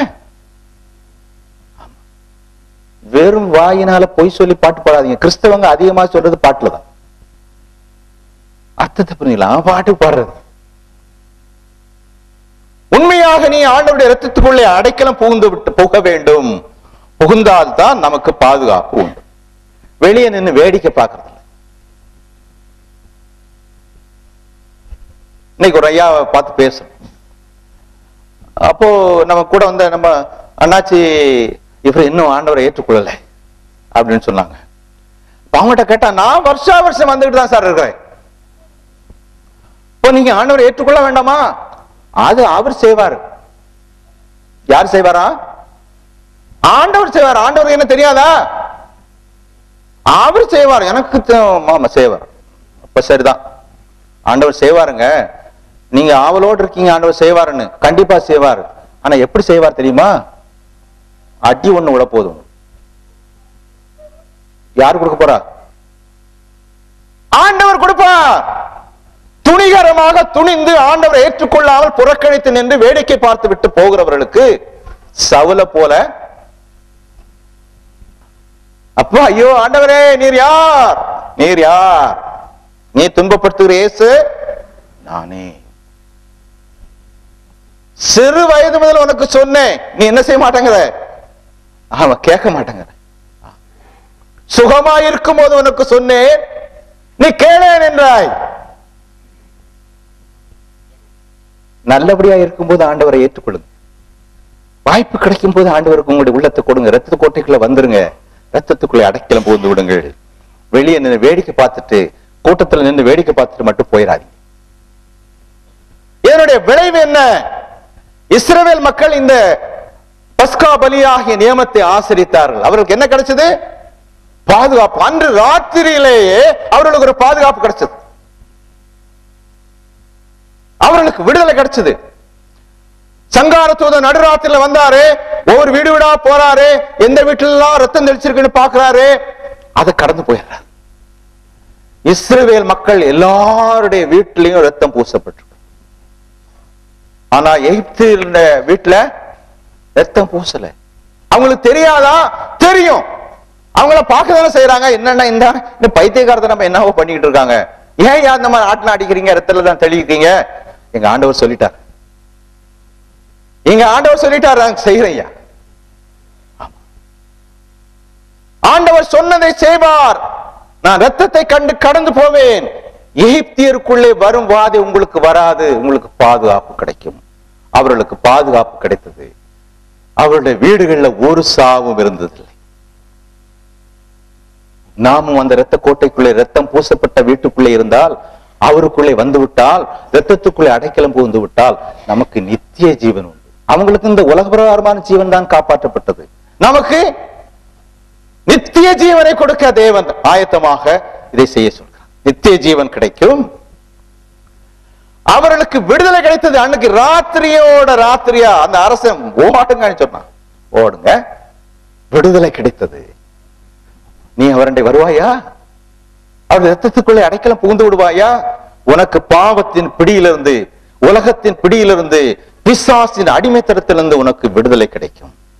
பாவத்தின் தண்டனையிலிருந்து விடுதலை கிடைக்கும். கர்த்தர் உனக்கு விடுதலையை கொடுக்க கர்த்தர் தயாராக அவர் நிற்கிறார். அவருடைய வாழ்க்கை பயணத்திலே கர்த்தர் அவர்களோடு போகிறார். முன்னால போறாரு, பின்னால போறாரு, அப்புறம் கொஞ்ச நாளைக்கு பிறகு நடுவிலேயே இருக்கிறார். அவர்களை வழிநடத்தி கொண்டு போக அவருடைய தேவனாய கர்த்தர் அவரோடு போகிறார். நீங்கள் ஆண்டவருக்கு உங்களுடைய வாழ்க்கையை ஒப்புக் கொடுக்கும் பொழுது, அவரை சொந்தமாக்கி கொள்ளும் பொழுது, அவர் நம்மோடு கூட நம்முடைய வாழ்க்கை பயணத்திலே வருவார். நமக்கு முன்னாக போவார், பின்னாக இருப்பார், நம்மோடு கூட இருந்து நம்மை காக்கிறவராக இருப்பார், வழிநடத்துவார், நம்முடைய தேவைகளை சந்திப்பார், வேண்டிய எல்லாத்தையும் கொடுப்பார். இஸ்ரவேலுக்கு கொடுத்தார் இல்லையா? வனாந்தரமான வாழ்க்கையில அவர்களுக்கு எல்லா தேவையும் கொடுக்கப்பட்டது. அவருடைய தேவைகள் அனைத்தையும் தேவன் சந்தித்தார். உங்களுடைய தேவைகள் சந்திக்க வேண்டுமா? சந்திக்கப்பட வேண்டுமா? தேவனே அதை சந்திக்க வேண்டுமா? உங்கள் வாழ்க்கையை அவருக்கு கொடுங்க. அவருக்குள்ள வந்துருங்க. அவருடைய ரத்தத்துக்குள்ளே அடைக்கலம் புகுந்து விடுங்க. நமக்காக அடிக்கப்பட்ட ஆண்டவராய் இயேசு கிறிஸ்துவனுடைய இரத்த கோட்டைக்குள்ளே அடைக்கலம் புகுந்து விடுங்கள். நமது தேவைகள் அனைத்தையும் சந்திப்பார். நம்முடைய வாழ்க்கை பயணத்திலே நம்மோடு கூட இருப்பார். உங்களது தேவைகளையும் அவரே சந்திக்க வல்லவராக இருக்கிறார். என்ன பெரிய தேவையாக இருந்தாலும் சரிதான். அவர்களுக்கு கிடைத்தது என்ன? கடைசியாக பாலும் தேனும் ஓடுகிற கானான் தேசம். இதுதான் அவர்களுக்கு வாக்கு பண்ணப்பட்ட தேசம். ஆனா இவ்வளவு நாள் அங்க அடிமையா இருந்துட்டாங்க. 430 வருஷம். பாலும் தேனும் ஓடுகிற கானான். நமக்கு அதை விட சிறந்த பரம கானான் நமக்கு கொடுக்கப்படும். பரலோக பாக்கியத்தை நாம பெற்றுக் கொடுப்போம். விருப்பமா? இந்த பரலோக பாக்கியத்தை உங்களுக்கு பரலோக பாக்கியத்தை பெற்று அனுபவிக்கிறீர்களா? அதற்கு நான் தயாராகிவிட்டேன். அதுக்கு ரெடியா தான் இருக்கிறேன். ஆண்டவர், நான் ஏற்றுக்கொண்டு விட்டேன், என்னுடைய பாவங்கள் மன்னிக்கப்பட்டு விட்டன, நான் தேவனுடைய பிள்ளை, அவருடைய ரத்தம் எனக்கு தெளிக்கப்பட்டிருக்கிறது, ஆண்டவர் தனது ரத்தத்தின் மூலமாக என்னை பார்ப்பார். அந்த நம்பிக்கை இருக்குதா? இருந்தா இவ்வளவும் கிடைக்குங்க. பரம கானான் நமக்கு சொந்தமாக, அவர்களுக்கு இந்த உலக பிரகாரமான கானான் தான் அவர்களுக்கு சொந்தமாயிற்று. நமக்கோ பரலோக பாக்கியம், பரம கானானாகிய பரலோகம் நமக்கு கிடைக்கும். அடுத்ததாக இதை வேடிக்கை பார்த்தாங்களே, அவங்க சும்மா விட்டுற முடியாது இல்லையா? யார் வேடிக்கை பார்த்தா? எகிப்திய மக்கள் ஒரே நாட்டில் இருக்கிறாங்க, ஒரு குறிப்பிட்ட இனத்தவர் மட்டும் செய்யறாங்க, இவங்க வேடிக்கை பார்த்துக்கிட்டு பைத்தியக்காரங்க இதெல்லாம் போய் செஞ்சுக்கிறாங்க.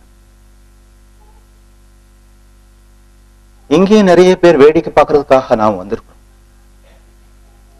கதி என்ன? அங்கே நடந்த என்ன கதி தெரியுமா?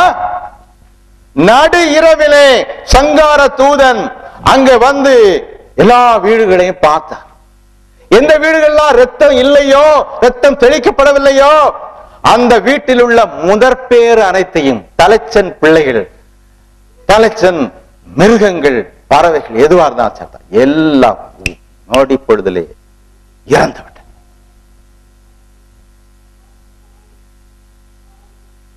அடிக்கடி கடிந்து கொள்ளப்பட்டோம். தன் பிடரியை கடினப்படுத்துகிறவன், ஆமா, சகாயமின்றி சருதியிலே நாசமடைவான். வேதவசனம் சொல்லும். எத்தனை முறை கடிந்து கொள்ளப்பட்டிருக்கு, பாடப்பட்டிருக்கிறது. இன்னும் இருதய கடினமா? இல்ல பொழுதுபோக்கா வேடிக்கை பார்க்கறீங்களா? இயேசு கிறிஸ்துவ அவரை சொந்தமாக்கி கொள்ளுங்கள் உங்களுக்கு கிடைத்த நேரத்திலே. இங்க பாருங்க, அரசன் வீடு முதல் அடிமை வீடு வரை எல்லா வீட்டில் உள்ள தலை பிள்ளைகளும் தலையீற்றுகள் எல்லாம் செத்து மடிந்த. வேதவசனம் சொல்லுது, சாவில்லாத ஒரு வீடோ இல்லையா? எகிப்துல சாவில்லாத ஒரு வீடும் இல்லை. தேவன் செய்யும் போது இதை யாரும் தடுக்க முடியாது. அரசனா இருந்தாலும் சொன்ன, படை வீரனா இருந்தா என்ன, தடுக்க முடியாது. அவன் எப்பேற்பட்டவனாக இருந்தாலும் இதை தடுக்கவே முடியாது. சாவில்லாத ஒரு வீடும் இருந்ததில்லை. அரசன் வீடு முதல் அடிமை வீடு வரைக்கும் இது நடந்தது என்று பார்க்கிறோம். அதே போல இயேசு கிறிஸ்துவை வேடிக்கை பார்க்கக்கூடிய இன்றைய மனிதனின் முடிவும் இதுதான். இன்னைக்கு வேடிக்கையா தெரியலாம், வருஷம் வர்ற மாதிரி வந்துட்டு போயிருவாங்க. இல்லை, அடுத்த கூட்டத்திற்கு உங்களுக்கு வாய்ப்பு கிடைக்குமான்னு தெரியாது. அவங்களுக்கு கொடுக்கப்பட்டது அன்று ஒரு ராத்திரி தான். இஸ்ரவேல் மக்களுக்கு கொடுக்கப்பட்டது ஒரே ஒரு ராத்திரி. இன்னைக்கு ராத்திரி இதை செய்யணும். விடிய வரைக்கும் காத்திருக்க கூடாது. நீங்களும் விடிய வரைக்கும் காத்திருக்காதீங்க. இங்க போறதுக்குள்ள ரத்த கோட்டைக்குள்ளே அடைக்கலம் புகுந்து விட்டு செல்ல. இதே வீட்டுல ரத்தத்தை தெளிச்சுட்டு போங்க. இல்லை என்றால் உங்களுக்கு கேரண்டி கிடையாது, உங்க லைஃபுக்கு பாதுகாப்பு கிடையாது. வேடிக்கை பார்த்தவர்கள் பாருங்க, எவ்வளவு பெரிய வேதனை, எவ்வளவு பெரிய வேதனை. நீங்களும் ரத்த கோட்டைகளை அடைக்கலம் புகுந்து கொள்ளாவிட்டால் பாவத்தின் சம்பளமாகிய மரணத்தை பெற்று அனுபவிக்க வேண்டியிருக்கும். அந்த ராத்திரியை, நடுராத்திரியை மகா கூக்குரல் வேதனை. எல்லா வீட்லயும் சாவு எப்படி இருந்திருக்குங்க பாருங்க. தேவனுடைய எச்சரிப்பின் சத்தத்தை புறக்கணித்ததினால் வந்த மகா கூக்குரல் உண்டாயிற்று. இன்றைய மனிதனுக்கு இதுதான். ஐயோ வேதனைப்படுகிறேனே, நரகத்திலிருந்து ஒருத்தன் சொல்றான், பாதாளத்திலிருந்து, ஐயோ இந்த அக்கினி ஜுவாலையிலே வேதனைப்படுகிறேனே, இந்த வேதனை நீக்குவதற்கு அனுப்ப மாட்டீங்களா ஐயா? யாரும் வரமாட்டாங்க. அங்க ஒரு பிரசங்கியார் அனுப்பி இருக்கிறேன், அவர் சொன்னதை கேட்டா கேளு, இல்லைன்னா நேரம் இங்க வந்து என் சொந்தக்காரங்களும் அங்க இருக்காங்க சொல்லி பாக்குறான். அவர்களுக்கு அங்கே மோசேயும் தீர்க்கதரிசிகளும் உண்டு. அங்க வேத புத்தகம் இருக்கிறது, இயேசு கிறிஸ்துவை பற்றி எல்லாம் அவங்களுக்கு சொல்லப்பட்டிருக்கிறது. அந்த புத்தகத்தை படிக்கட்டும். அது சொல்றதுக்கு பிரசங்கிமாரெல்லாம் இருக்கிறாங்க, ஊழியக்காரங்களா இருக்காங்க, எத்தனை முறை பிரசங்கத்தை கேட்கிறாங்க. அப்ப அவன் சொல்றா, இல்ல இல்ல,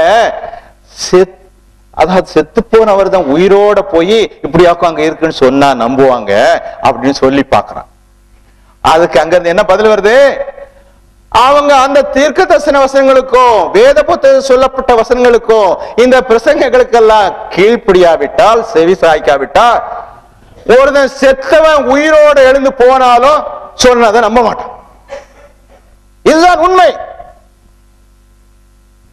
உங்களுக்கு தனியா வந்து ஏதாவது அற்புதம் நடத்துவாங்கன்னு எதிர்பார்க்காதீங்க. இதுதான் உங்களுக்கு ஒரு நல்ல ஒரு வேலையாக, கிருபையின் வேலையாக தேவன் இறங்கி கொடுத்திருக்கக்கூடிய ஒரு அனுக்கிரக காலமாக இருக்கிறது. கிருபையின் நாளாக இது காணப்படுகிறது. இல்லை என்றால் அழுகையும் பற்கடிப்பும் நிறைந்த அக்கினி கடலுக்கு போக வேண்டும். அழுகையும் பற்கடிப்பும் நிறைந்திருக்குமா? அதுதான் நாங்க சொல்லியிருக்கோம் இல்லையா? நரகத்தில் என்ன இருக்குமா? அழுகையும் பற்கடிப்பும். ஒரே கூக்குரல் தான், கூக்குரலுடைய குரலைத்தான் அங்கே நாம் கேட்க முடியும். அது வேணுமா? வேடிக்கை பார்க்காதீங்க. அந்த மக்கள் வேடிக்கை பார்த்து ஏமாந்து போனார்கள். நீங்களும் வேடிக்கை பார்க்காதீங்க. நீங்க என்ன செய்ய போறீங்க? என்ன செய்ய போகிறாய்? அக்னியும் கந்தகம் எரிகிற கடல் ரெடியா இருக்கு. அதுல இருந்து விடுவிக்க தேவன் தயாராக இருக்கிறார். நீங்கள் தயார் தானா? நீங்கள் தயார் தானா? அவர் எல்லாவற்றையும் செய்து முடித்து விட்டாரே, அதற்குள்ளே வர விருப்பம் இல்லையா? ரத்த கோட்டைக்குள்ளே அடைக்கலம் போக விருப்பம் இல்லையா? இந்த கூட்டத்தில் வேண்டாங்க, அடுத்த தரிசன கூட்டத்தில் பார்ப்போம். அதுவரை உன்னுடைய வாழ்க்கைக்கு யார் பொறுப்பு? நாளை நமதல்ல. நம்முடைய ஜீவன் நம்ம கையில இருக்கு. பாருங்க, இன்னைக்கு பேப்பர்ல பார்த்தா நேற்று ராத்திரில இருந்தவங்க இன்னைக்கு காணும் இல்லையா? அன்றாட பத்திரிகைகளை பாருங்க. உங்களுக்கு தேவன் கொடுத்திருக்கக்கூடிய ஒரு அருமையான சந்தர்ப்பம். என்ன செய்ய போகிறீர்கள்? என்ன பயன்படுத்த போறீர்களா? இஸ்ரவேல் மக்கள் தேவனுடைய வார்த்தைக்கு கீழ்ப்படிந்து, தேவனுடைய கட்டளைக்கு கீழ்ப்படிந்து அந்த பஸ்கா பலி ஆசரித்தனர். பஸ்கா ஆடாகிய இயேசு கிறிஸ்து பலியை நீங்கள் அனுசரிப்பீர்களா?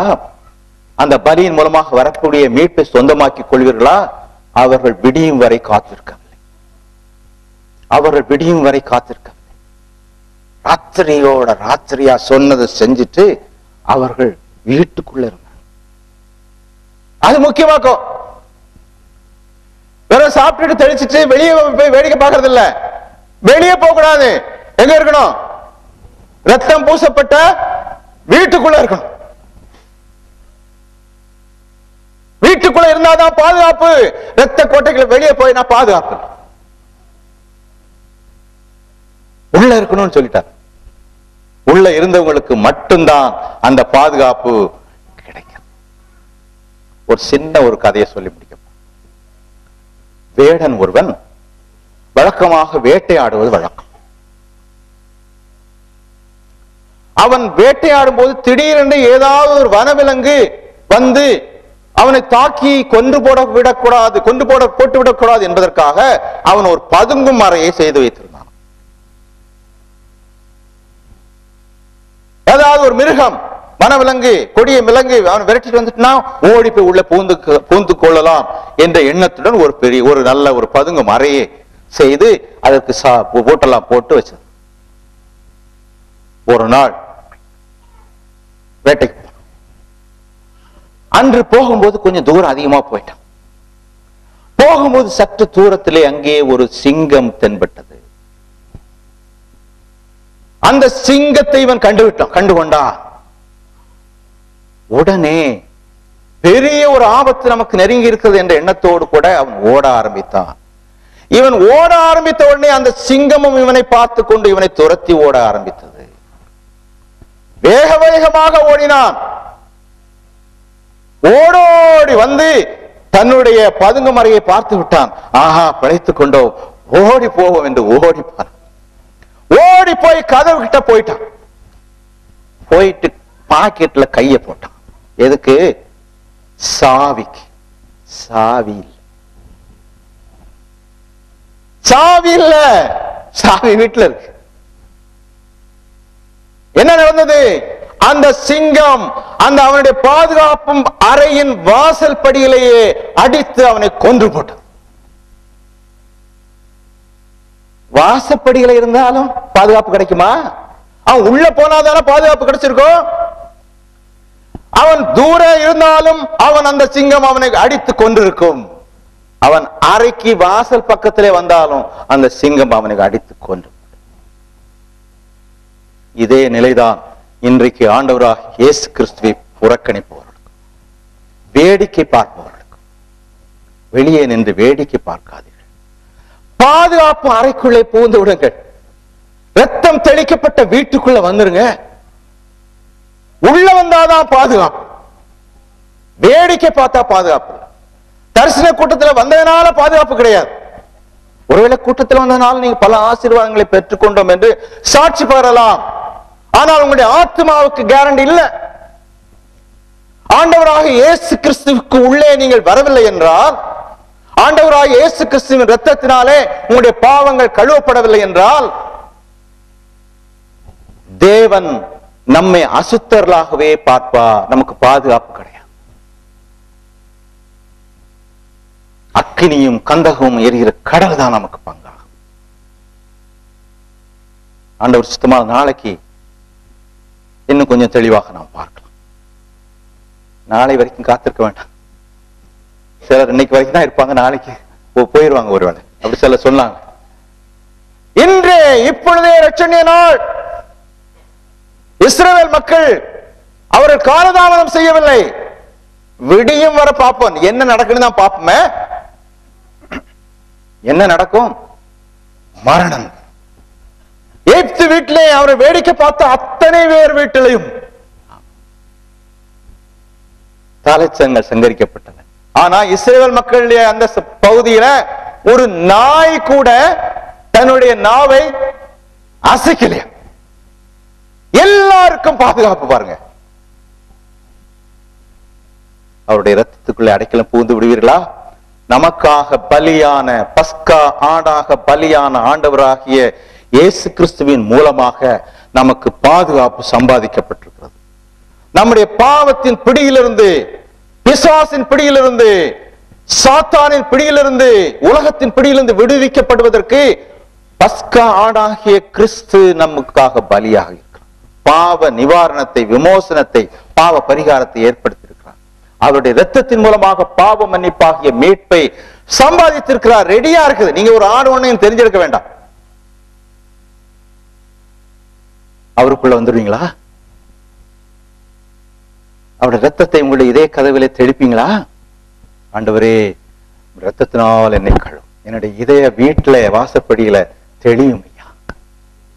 அதன் மூலமாகத்தான் எனக்கு பாதுகாப்பு உண்டு. இதை நம்புகிறேன். அதன் மூலமாக மட்டும்தான் எனக்கு பாதுகாப்பு.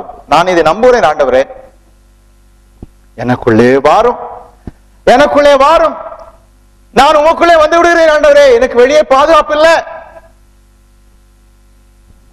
ஒரு 2 வசனத்தை மட்டும் படிச்சுட்டு நம்ம முடிச்சிடலாம்.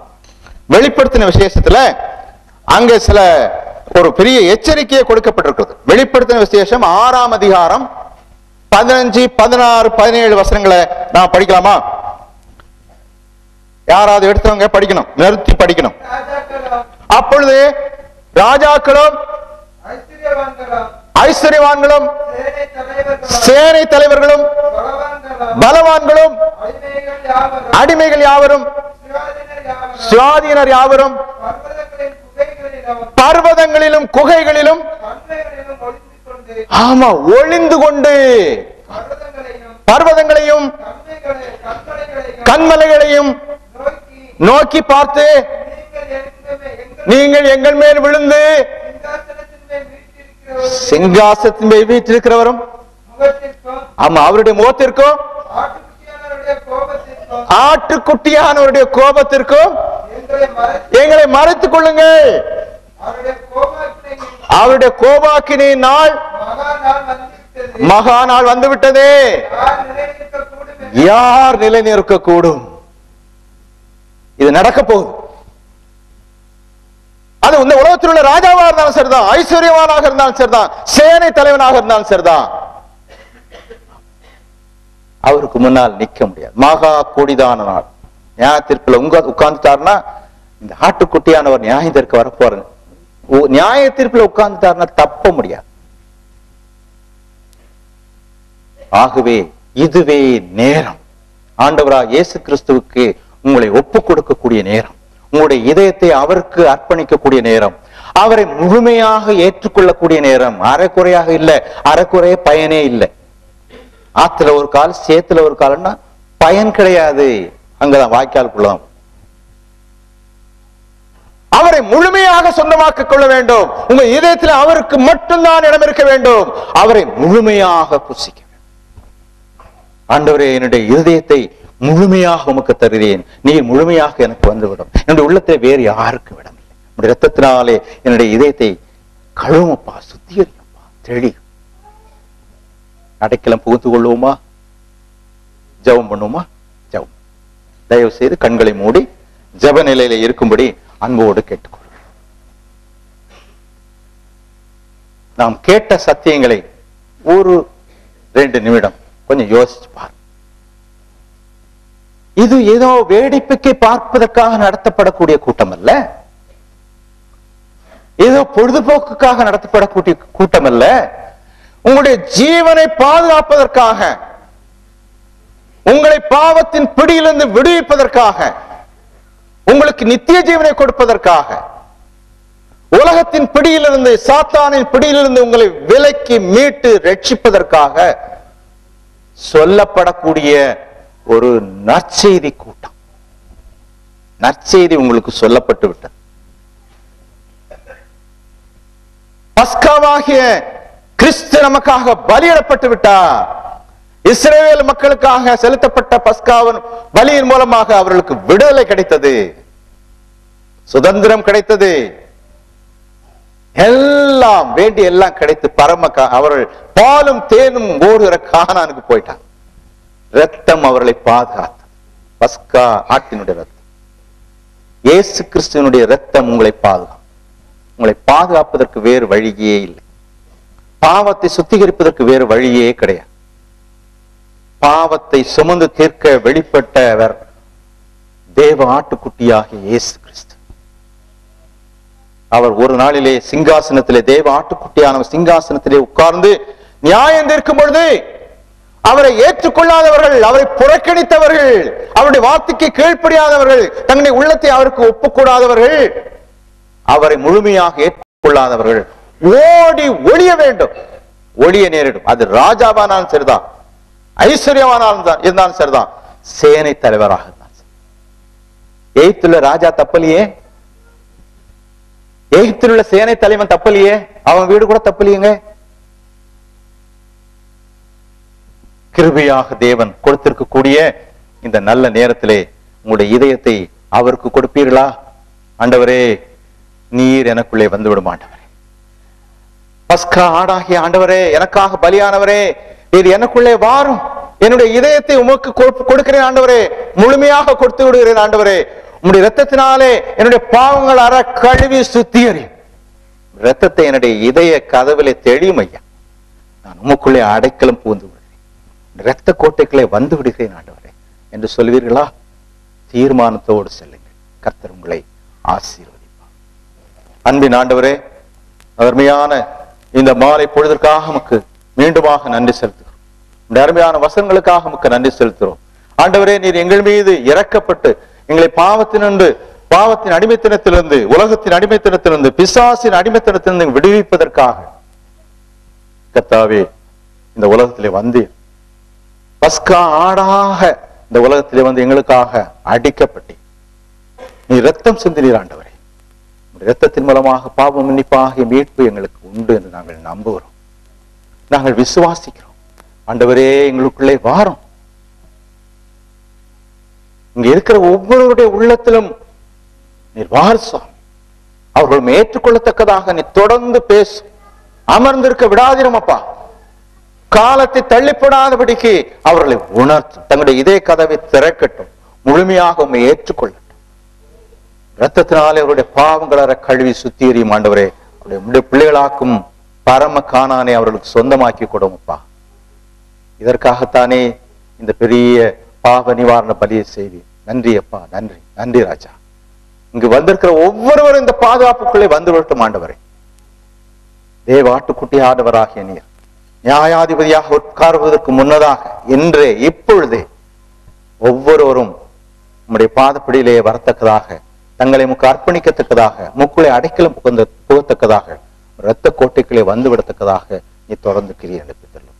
வந்திருக்கிற எல்லாரையும் ஆசீர்வாதத்தால் நிரப்பும் ஆண்டவரே. உமக்கே மகிமை உண்டாகும். எல்லாவற்றையும் ஆண்டவர் இரட்சகரும் மீட்பருமாக இயேசு கிறிஸ்துவின் நல்ல நாமத்தில் தாழ்மையோடு வேண்டிக் கொள்கிறோம் நல்ல பிதாவே.